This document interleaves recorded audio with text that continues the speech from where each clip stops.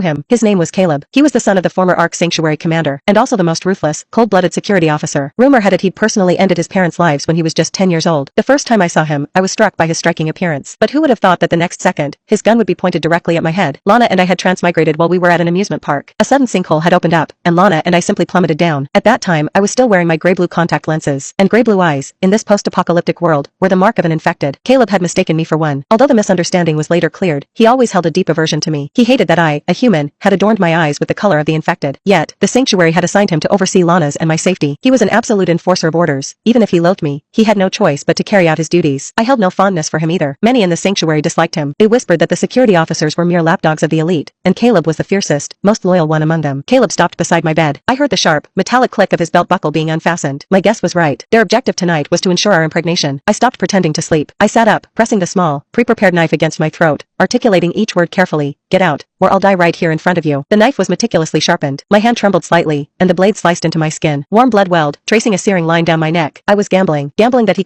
wouldn't dare, let me die. Sure enough, Caleb froze. A flicker of confusion crossed his expression. It seemed I wasn't supposed to be awake. I immediately thought of the milk from earlier today. I hadn't drunk mine. Lana, not wanting to waste it, had consumed my portion. That's why she had fallen asleep so early. They had drugged the milk. Now, another man had already entered Lana's room. I continued to leverage the threat of my death against Caleb. I said, get out now, and take them with you. But the next second, my knife was snatched away, and my mouth was firmly covered by his hand. I struggled, but I was utterly powerless. For the first time, I felt a desperate, stark awareness of the immense strength disparity between a man and a woman, especially against the most formidable fighter in the sanctuary. Tears streamed down my face uncontrollably. I did not want to be forced to conceive, so I bit down hard on Caleb's hand, the metallic taste of blood quickly filling my mouth. Caleb remained impassive, but he made no further move. A voice crackled through his comms unit. Major Caleb, what's your status? Caleb glanced at me. She's awake, uncooperative, and engaged in self-harm. The voice paused. Understood. Terminate the mission for now. Don't let her injure herself. Caleb, understood. He released me. I pushed him away and jumped off the bed. I had to save Lana, but Caleb simply tossed me back onto the bed. Assuming he intended to continue, I sneered. What? Is your dog going to defy his master's orders now? He lowered his gaze, saying nothing. He unfastened his belt and bound my hands to the headboard, then gagged me with a cloth. Then, he pulled up a chair and sat facing me. In the silent darkness, the creaking of Lana's metal bed in the next room was starkly audible, along with her soft, muffled whimpers. She should have been deep in sleep, but now, she was clearly lost in physical pleasure. It seemed the milk contained more than just a sedative, and there were 6 other men outside. The doctors had said these were our matches. I didn't know if all of them were meant to participate. I blamed myself for not preparing Lana, for not warning her in time. After what felt like an eternity, the sounds from Lana's room finally ceased. Someone spoke to the man. Then, the man led Lana away. Panic surged through me. Once Caleb finally untied me, I demanded, where are you taking Lana? Caleb didn't answer directly, only saying, your current state would affect her. You'll meet again when the time is right. I asked others, but no one offered an explanation. 2 months since we transmigrated, and for the first time, Lana and I had lost contact. I was isolated. Even Caleb, who had been my constant shadow, didn't appear. The door was locked. I picked up a chair and slammed it against the window, only to discover the glass was specially reinforced. My strength was useless against it. This tower